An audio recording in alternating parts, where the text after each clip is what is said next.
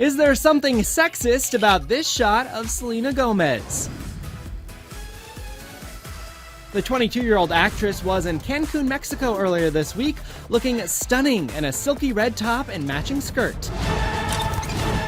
She was south of the border to promote her upcoming movie, Hotel Transylvania 2, and there seems to be some controversy surrounding Selena's co-stars, Kevin James and Adam Sandler. The duo attended the same event in basically workout clothes, something both are known for doing at big events, but it just made them look out of place next to Selena.